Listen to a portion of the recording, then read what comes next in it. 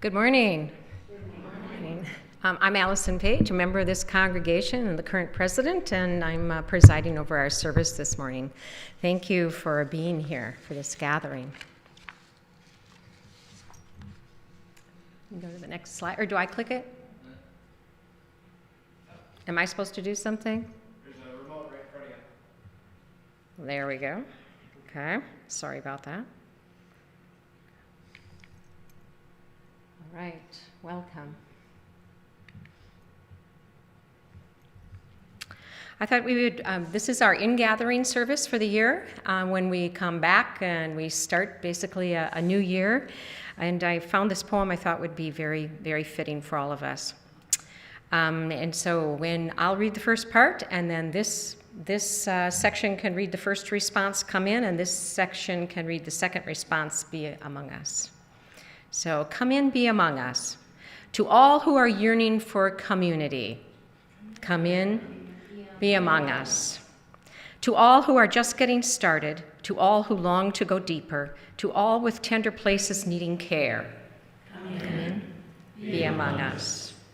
To the ones who have healed and have care to give, for those who are curious and hungry to learn, for those who know that they have something to teach, come in, be among us. For the ones who are just beginning to suspect they might nurture others becoming. To the young and the old, the innocent and the jaded, the fresh of mind and the deeply steeped, there is room here for each and every one. Come in, be among us. All right, we forgot to ring the bell. We forgot that part. Sorry.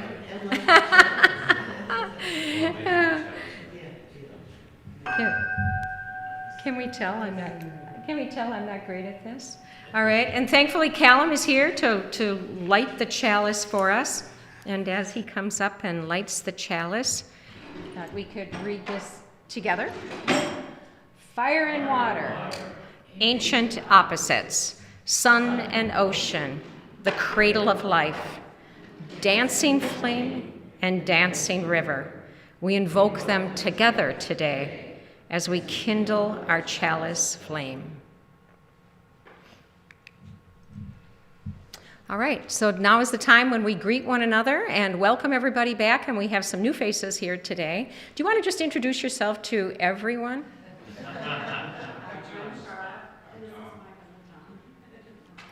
Shar and Tom are from Red Wing. Yep. Anything else you want to say about yourself?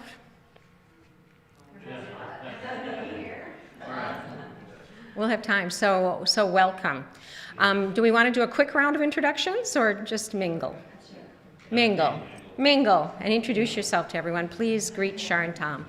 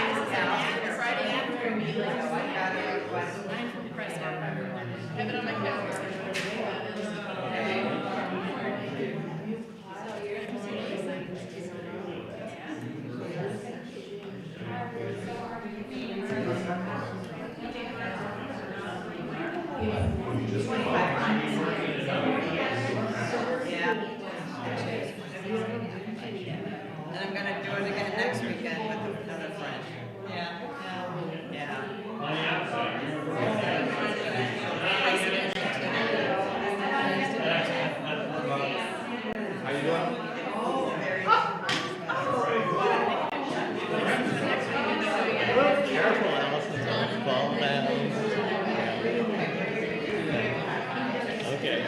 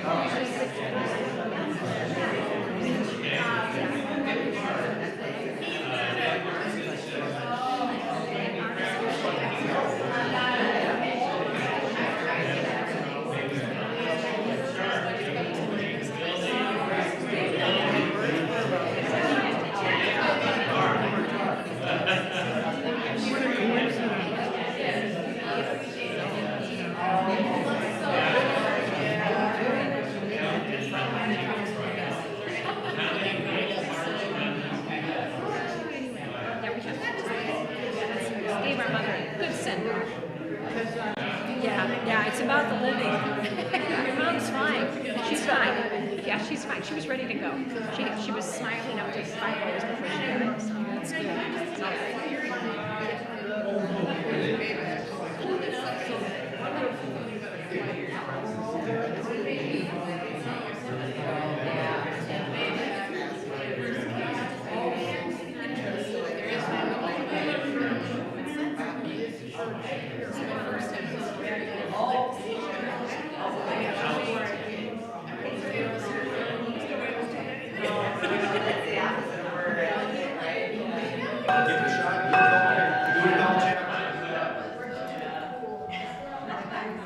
All right.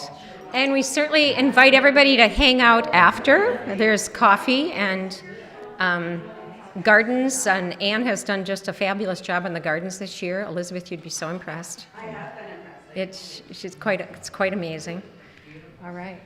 So now is the time in our gathering that we share joys and concerns. And what we do for people who are new is you grab a rock out of here and drop it into the water and share any joy or concern that you have.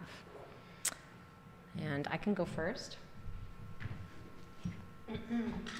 I have a joy and a concern to share. A joy is my mother died last week. Our mother, I should say. There are 9 of us.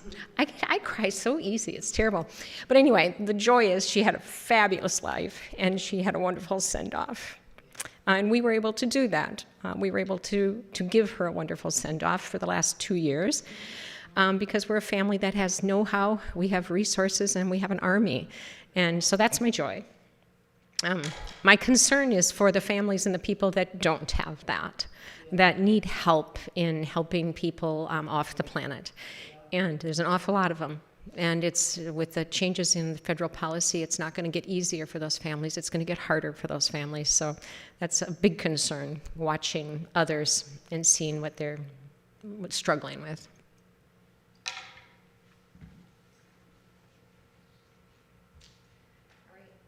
Callum, come on up.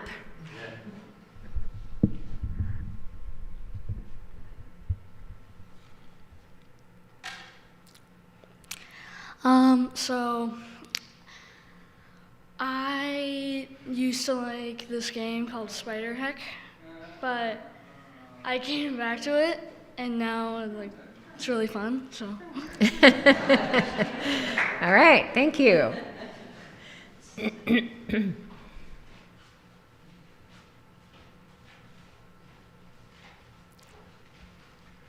Well, I'll get this joy in before other people. Yesterday I was at art at the on the Kinney, and this month's theme is building belonging, and it's just a good feeling to see the whole community come out, kids, people my age and people a little bit younger.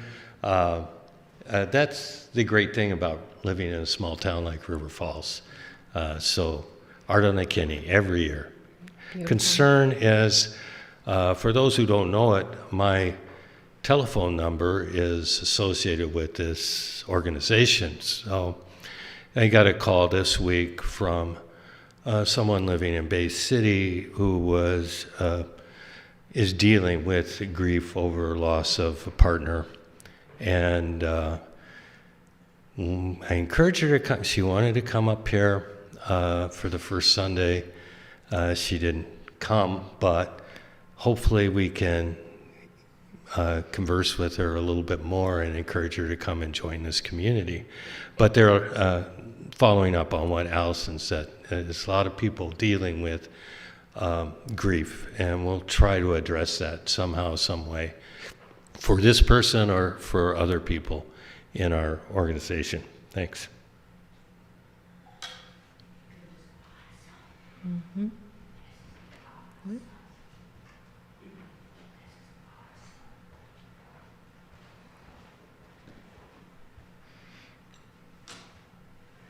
I just want to share my joy in hearing Allison and Don talk, and being grateful that this community exists, rippling out from here at the UU in River Falls, and also want to touch on the concern of resources and my robot foot, which is also a joy and concern. At my classroom at Heartland, we don't wear shoes because I work with babies. And so not wearing shoes means when you're not paying attention to where you're going, you sometimes kick things. And it turns out about a month ago when I thought I just jammed my toe, I actually broke it pretty good. But that didn't hurt as much as when I heard about the school shooting in Minneapolis, and I was walking with my dog and my child in our beautiful neighborhood, and literally, right, it knocked me off my feet. I think it did for a lot of us. And what is really going on with my foot is that next to my broken toe, there's just a ball of something. When doctors go, I don't like that, especially having spent almost the last year dealing with breast cancer. So my big joy and also concern is that I receive Medicaid, and I am so grateful for the doctors and the caregivers that we have in this area. The Western Wisconsin health system is amazing, and I have felt so cared for and supported, and this boot it's like walking on air, and I don't know what's going on in there in my foot. But I know that there's people that care and want to help me find it out, but they are also very aware that funding is at risk, and I do not take for granted the care that I receive, the peace of mind. I wish everyone could have this. I am an advocate for Medicare for all. I know that we can do this. I know there are systems that work. So my joy, again, is for you being here to keep this going, because showing up is what matters. And take care of your bodies. If you hurt yourself, check it out. But thank you. Thank you, Elizabeth. Others?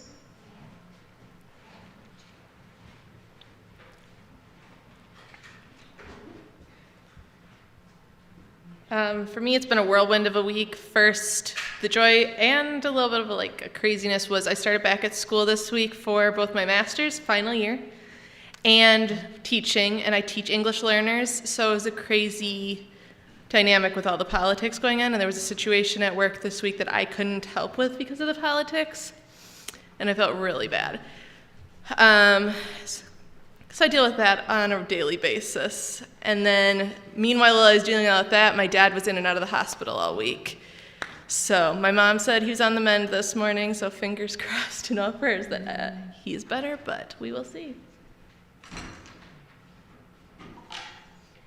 Thank you. Others?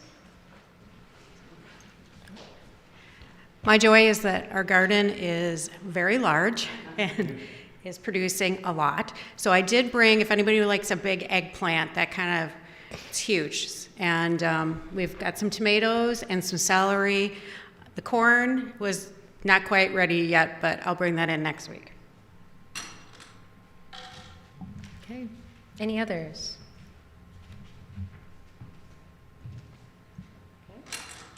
not, I'll put the big rock in for all the joys and concerns that go unspoken this morning, but we should also say, hey, collectively, a note of gratitude for Jonathan and Carrie for supporting the infrastructure of this organization and making things tick. The IT it's delightful to have it all functioning.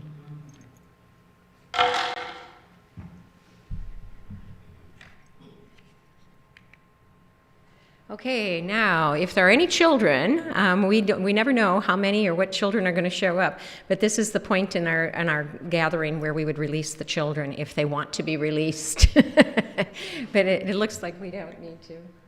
Okay, so water communion. What is the purpose? The purpose of water communion in a gathering. The purpose of it is the blending, the bringing together and the blending of our individual experiences into a shared spiritual journey and to one community. It's a reminder of our unity, our interdependence, and the congregation's collective strength and shared responsibility for one another and for our earth. These are the values for our organization, UUA, and I think the water gathering, particularly, it's about interdependence. When we think about water, and here are all the values with the definitions, which a lot of you are very familiar with, but I always like to put them up as a reminder, and which value are we specifically leaning into in any given week. And this week, as I said, it's about interdependence. We honor the interdependent web of all existence and acknowledge our place in it. So what do we know about water? Water it's really interesting when you start to think about it. And when you travel to different places and different bodies of water, you drink water, you cry water, we are made up of, a lot of water. Water covers 71% of our planet. The amount of water on Earth is constant. It doesn't go away. It's constant. It just recycles. 97% of the Earth's water is salt water. Water makes up 60 to 75% of our bodies, and water moves in the air and in the sea. Water molecules never stop existing. They never stop existing. They just get recycled over and over, so that the water molecules from the local tap could have once been in the Amazon River, in a New England pond, in the blood of the tiger in India, in the saliva of the salamander, in the local swimming pool, or in snow on top of the Rocky Mountains. When you think about where water is, where water has been, it's been everywhere. It travels. So water communion. Today we're going to have a water communion. What the water communion is an annual Unitarian Universalist ritual and homecoming service. We often hold it at the beginning of the church year, where congregants bring water from meaningful places to pour into the communal bowl. You think of where you've been, water you've used. It doesn't have to be actual water. We have a pitcher of water here that you can pour in a cup, and it can be symbolic of water that you would like to bring today.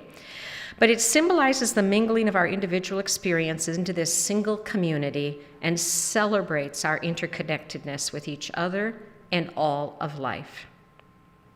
So now, with the water communion, we've got a big bowl here and water in the cups. Maybe some of you brought water from a specific place, but I'd like you to each come up, fill a cup with a little water, and talk about water that is meaningful to you, has some kind of meaning. Dump it into the bowl, share your experience. I'll move the mic over, and away we go. Let's see.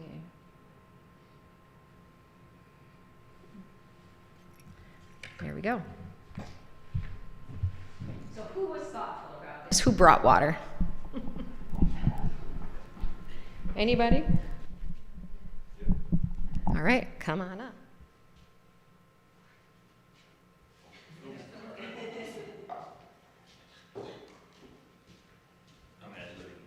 That's good. So I'm a big water drinker and stuff like this, but what I think is special about my water is the fact that Tina and I live on the Kinney, and we have a well. So, according to Allison, this could be from the Amazon. This could be from anything else, but I like the fact that it comes from the ground. And all the stuff that comes on and stuff like this, I'm a little snobby about my water because I do RO water versus water that comes out of the tap along that lines. But water is important to me just because I think it's just such a clean, natural thing that we take in every day. And I love that the fact that I always think about it comes from our land and the Kinney. So with that.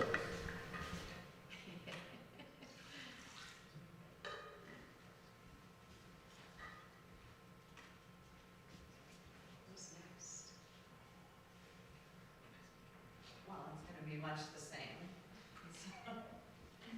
No, just brought water from home, and I was thinking about this morning, and something that Neil and I probably talk about almost every day is how fortunate we are to live where we live, and the surroundings that we have. And I really think that when we moved here almost 21 years ago, I feel like our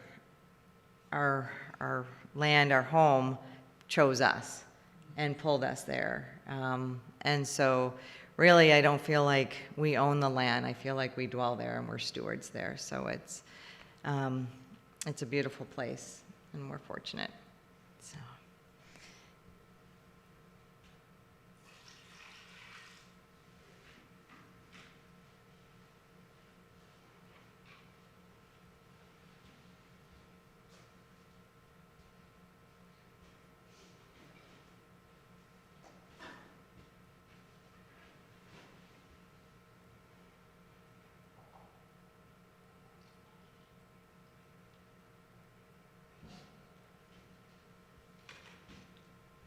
Years ago, when my wife and I, Mary and I, lived out in the country on a hobby farm, the well quit on us once on I think it was Good Friday, and so we were without water for a while, borrowing from neighbors.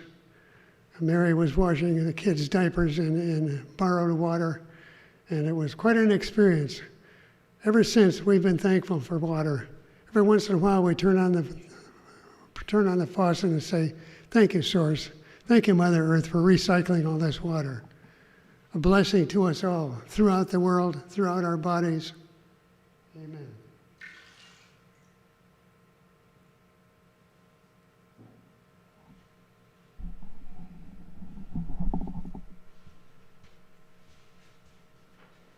I went to Maine this summer, and I had a great time in the saltwater area.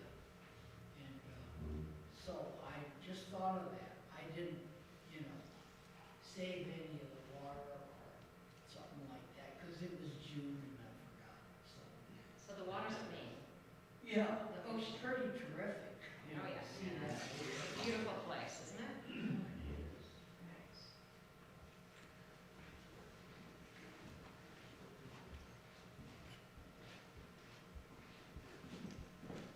So my hometown is founded off of the Wisconsin River, and there's a creek that comes and runs through the whole town and leads to a pond. And the pond was pretty much where every child hung out in the summer, fishing or hanging out with your friends. There was a park there. And so that became a big part. And when I moved to Woodville, there was a creek that ran right through all of Woodville, and that was a big thing. Like, it was really cool for us, and just kind of like, okay, this is kind of like where I came from, and that whole cycle back. So I went down to the creek, and this morning, got very wet and got water from the creek.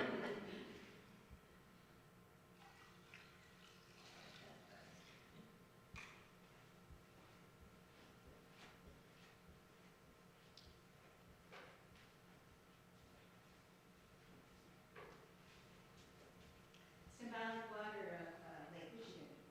I grew up on the eastern shore of Lake Michigan, and every summer I was there. And this summer, I try to get back every summer. This summer I was back to Lake Michigan twice, so a happy return.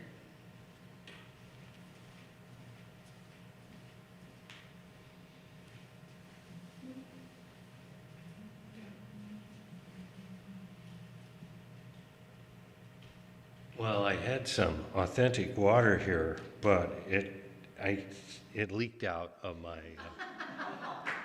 plastic here. So I'm gonna refurbish some symbolic water. It wasn't much anyway. That's why it leaked out, I guess, because it was rainwater from our rain gauge this morning, and we did have a little shower yesterday. And so that reminded me of the rain that we've had this year so far was plentiful. And I appreciate that a lot because Ann and I water the garden, and when it rains, we don't have to come out here and water the garden. And as many of you know, I'm attempting to grow a big pumpkin this year for the first time. And it's out there, you can see it. It's not Minnesota State Fair standards, but it's like 40 pounds. So I'm pretty proud of that, even though that might be a sin. When you grow a big pumpkin, you have to feed it a lot of water every day. The book said 5 gallons every day. So that's how it gets to be big. Appreciative of water. And just along the lines of the water that gets recycled, there's a semi-famous mathematical paper about Caesar's last breath. I read the article. It made sense to me as a mathematician, but theoretically, if you have good mixing of air particles, not water powder, but air particles, and we assume that since Caesar died, there's been a lot of mixing going on, that when you take a breath yourself, there's a very high chance that one of those particles is an air molecule from Caesar's last breath. Astounding. Check it out. Just do Caesar's last breath on Google.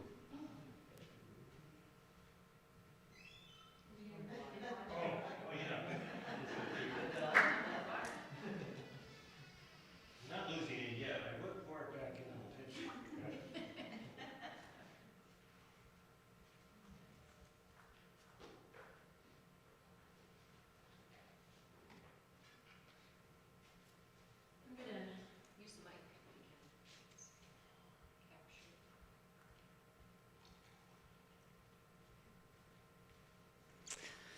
I'm going to pretend this is water from one of my favorite places.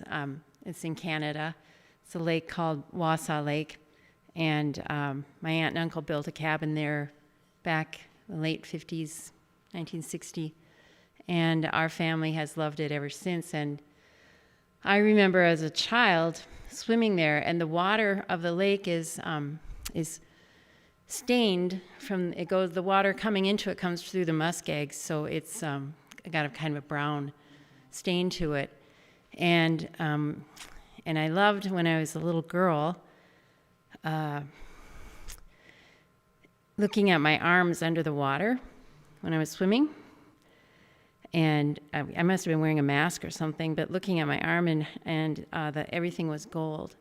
The hairs on my arms were gold, and I was made out of gold. So I have to love that lake.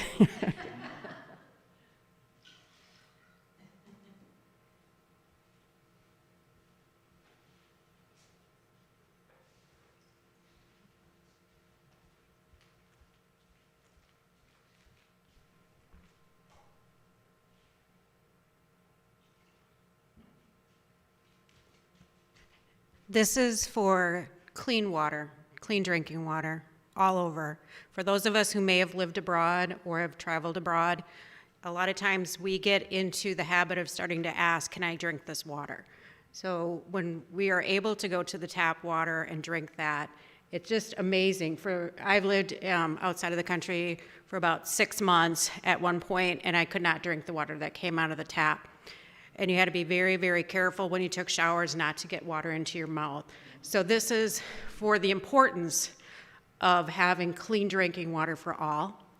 I know when I got back from 6 months out of the country, the first thing I thought I'd go for was milk, because I grew up in a dairy farm and milk was not readily available unless it was on a shelf. But first thing that I went to was to the water, the tap water at my family's farm, and I must have drank right then and there about 5 to 8 glasses of water, just because I needed it. So this is for clean drinking water for all.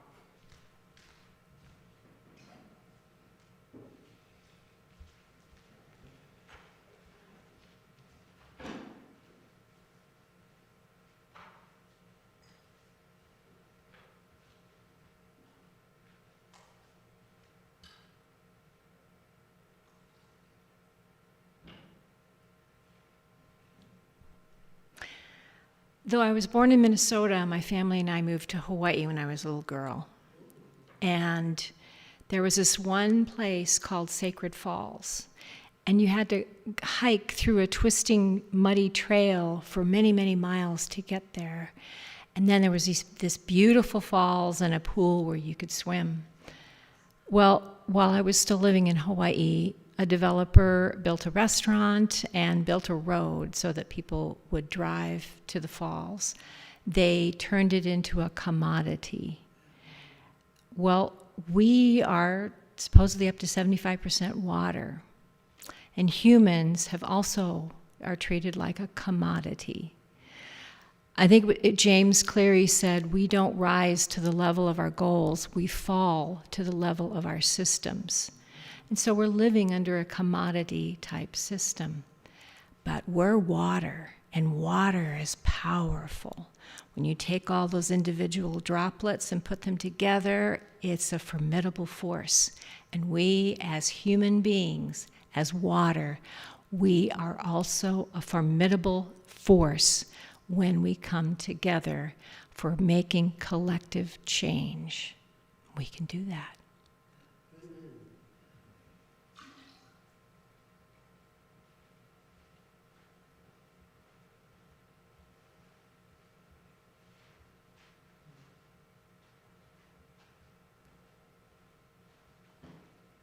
Lake Tahoe, 6,200 feet, 40 trillion gallons of water in the Sierra Nevada mountains.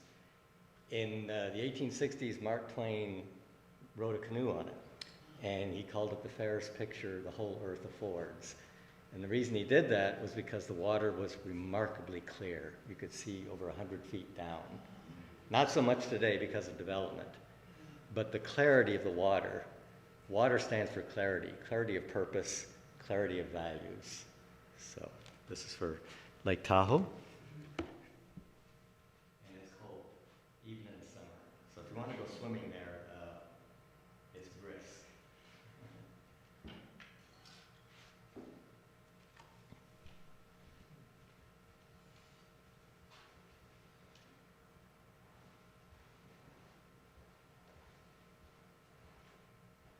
I just feel so inspired hearing everyone talk about water, and I think that my therapist told me to think about my anxiety like a pot of boiling water, and like you got to cook the noodles, so when you get charged up, it's like, what is the purpose? Again, water is life, and it serves different purposes, and sometimes you get overboiled, and this water is reminding me, just like my robot foot, to slow down and to slow that roll. Like when we're boiling maple syrup,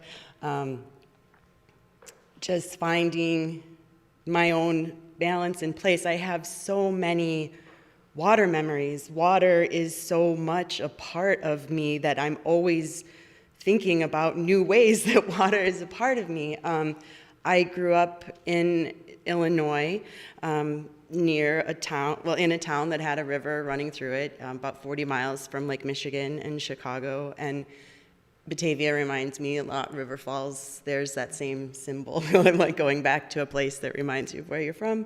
But my grandparents had built their cabin down in Florida, and it wasn't just a cabin, it was a beautiful place, and we were on the Gulf of Mexico. And when I think now as a parent to the freedom we had as children in the wild ocean, I don't know what the hell my mom was thinking. I don't know how she did that.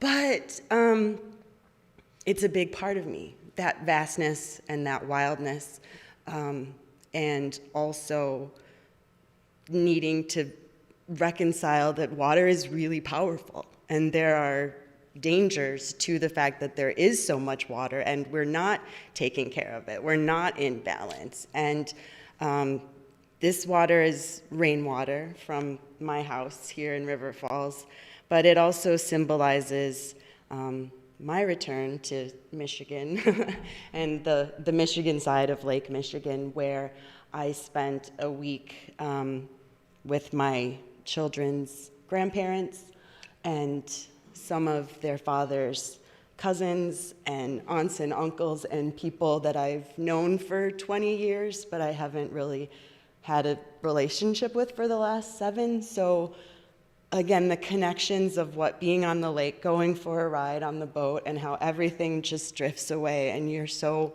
present, and that is where healing happens. So I'm happy to contribute to this.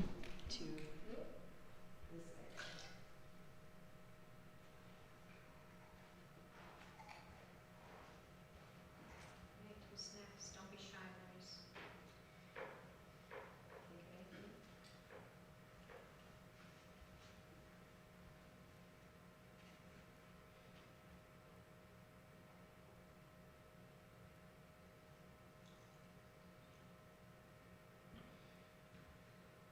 So,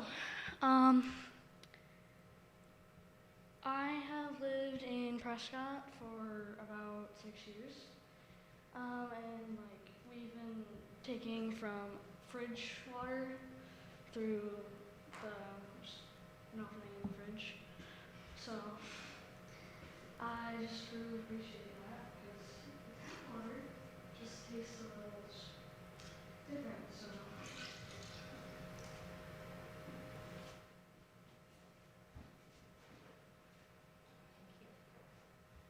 Anyone else? You don't have to do this, right? And how about the tech team? Any water stories you'd like to share?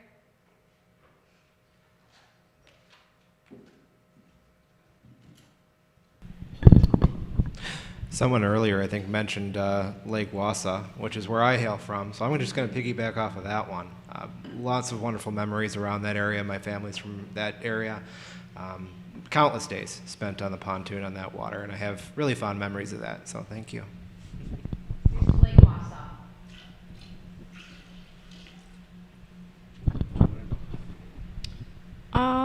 So I think Grandma's sister, her and her husband like to invite us over, and like you kind of I think it's, what's the boat called?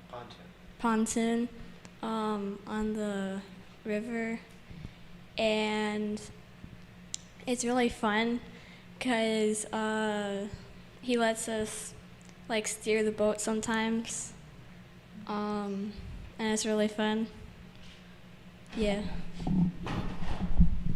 Is that on the St. Croix or the Mississippi? That was Lake Wassa as well. Oh, Lake Wassa. Yep. Okay. More Lake Wassa. Sorry? I said more Lake Wassa. More Lake Wassa. All right. Best lake. Okay. Anybody else share anything? Okay.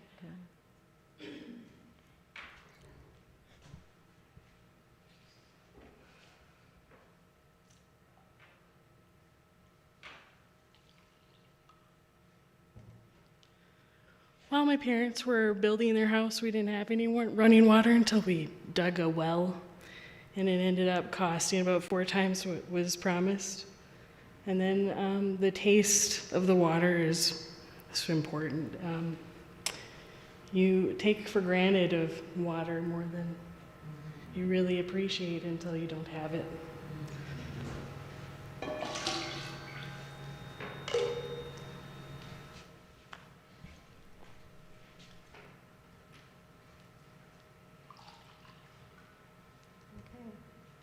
I'd like to share, my husband and I went on an adventure this summer in June to Europe, to Switzerland, France, and Germany. We flowed down the Rhine on a boat, and then from there we went to Turkey, to the Bay of Izmir, and the Sea of Izmir, and then took a boating outing on the Bosphorus. And I think what struck us both was the history of these waterways and the importance of these waterways to people and their lives, all the good and the bad, and the deep, deep history of life in these areas.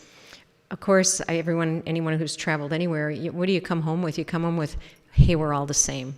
We're all the same. People are the same everywhere. They just want to be happy, and they want to live their lives. And water, people's gravitation to the water is so obvious and just so pertinent to their lives. So we also took some of my aunt's ashes. My aunt lived in Turkey for quite a while. Her husband was a CIA agent. And they were there when the Cuban Missile Crisis was happening, when the missiles were coming through the Bosporus. It's just the history is so deep, and we were able to spread her ashes in the waterways that she loved. So it was a kind of big fun. But I would be remiss if I didn't say my absolute favorite water in the world is coffee. And I'm not going to dump it in there because I'm drinking it all. But here's to the Sea of Izmir and to the Bosporus. And cheers to coffee. Okay. All right. Any last efforts before we move on? Okay. Move on. So, what shall we do with our water? As part of the ritual, generally we decide what to do with the water. And I don't know about you guys, but I was kind of inspired by some of the earlier comments that perhaps we should take our bowl of water out and dump it on the giant pumpkin. So maybe we'll do that after service. We could have these young, strong gentlemen carry this out and dump it on the pumpkin. Is that okay with the pumpkin owner? Yes. That'd be kind of fun. So Don, you can lead the charge on that after. Well, it's already grown, so, but we can put water. Yeah, we got others.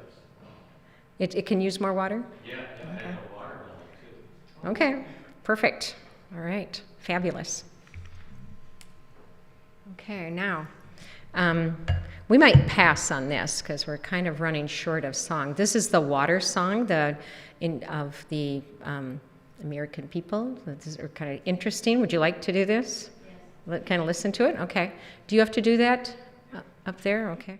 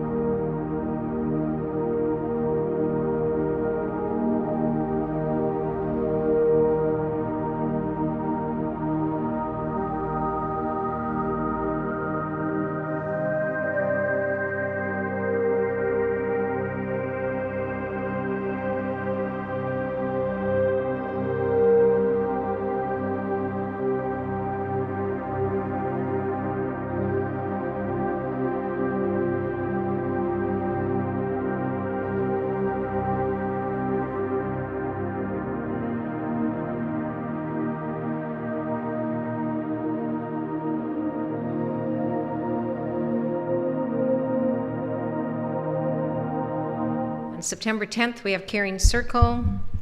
On September 14th, Maureen Ash is going to lead us in a conversation about watershed preservation, and the administrative team will meet. On the 21st, we have the poetry group will be sponsoring a gathering around building belonging, and the book club on the 28th will be talking about building community. Anne? And as always, there's, along with Carrie's contributions, there's vegetables and things from the garden there. Please take them. It's still producing, although I think it lightly frosted maybe last night and the night before out there.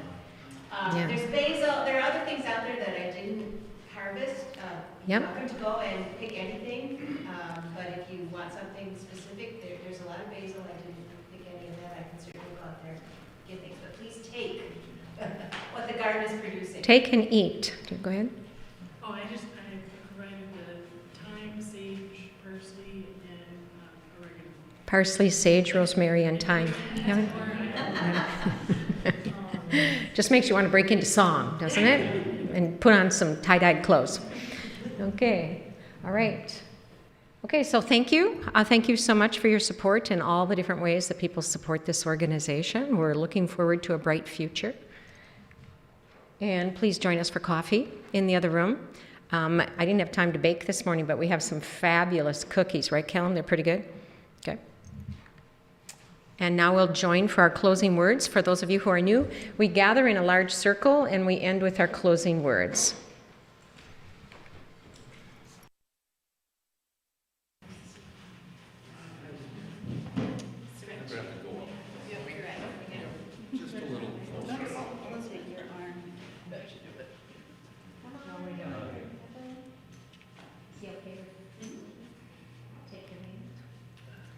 All right. Go out into the world in peace. Have courage. Question all things. Hold on to what is good. Return to no person evil for evil. Strengthen the faint-hearted. Support the weak. Help the suffering. Honor all beings. All right. Thank you. Thanks, Al. All right, Don.